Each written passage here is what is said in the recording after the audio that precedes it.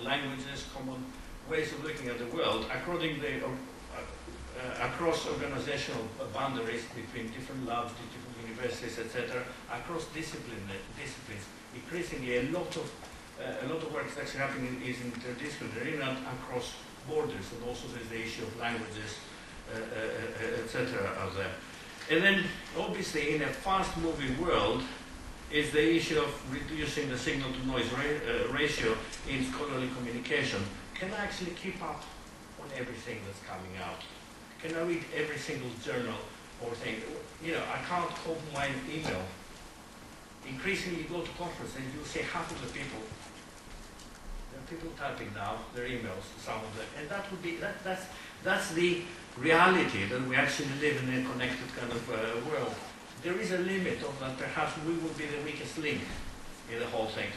The whole communication and the sharing may actually mean that we can't. The humans actually we can link into that.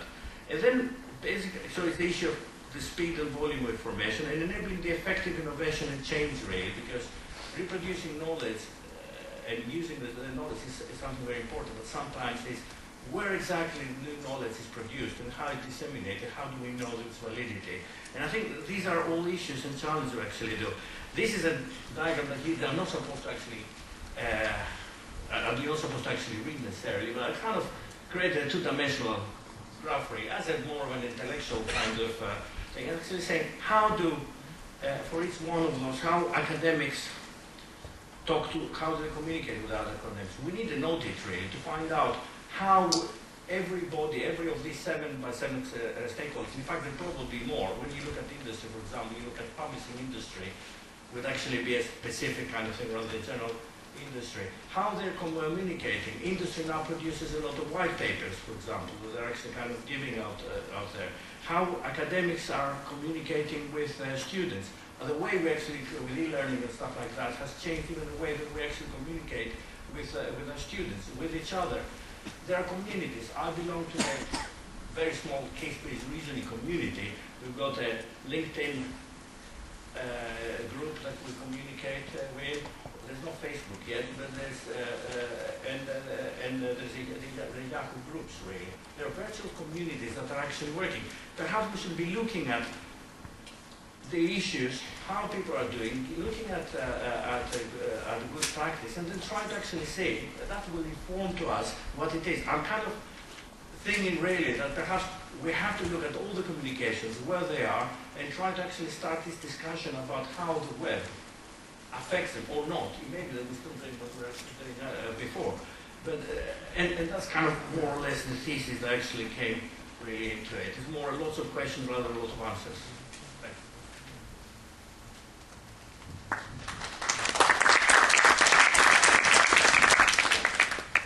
Thank you, Milton. Any questions there on the subject of stakeholders?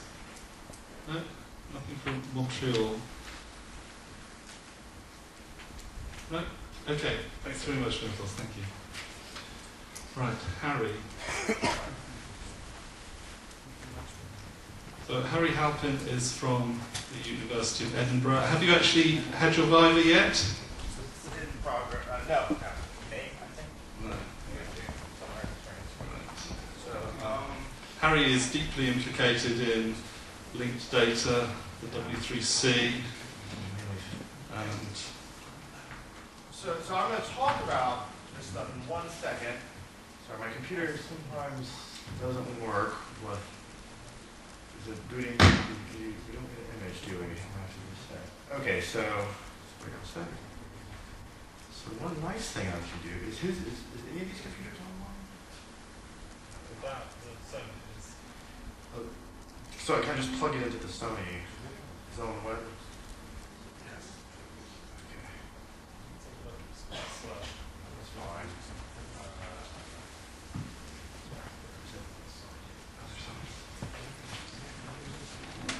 You just plug it in for me. Let me take this and you plug this in. So,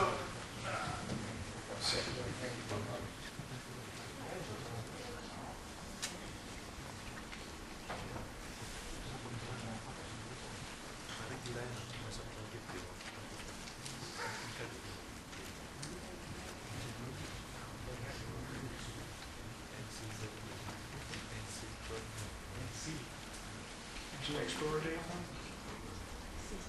Yeah, yeah. Just made these slides. I won't say it.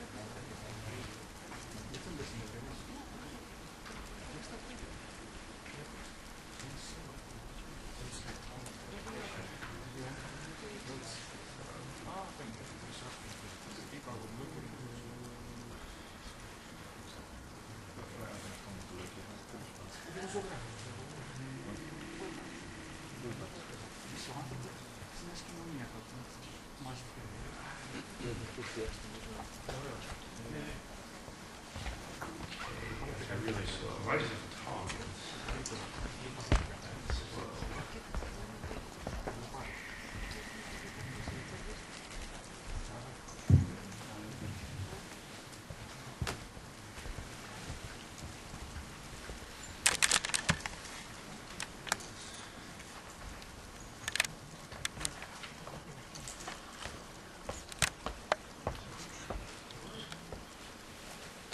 Okay, so why I wasted time there for 1 second, just so this actually loaded, which seems to slowly be loading, although I don't know how it'll look on Internet Explorer, is that one problem we have, I think, as scientists, to be honest, is that we're very bad at making our work accessible.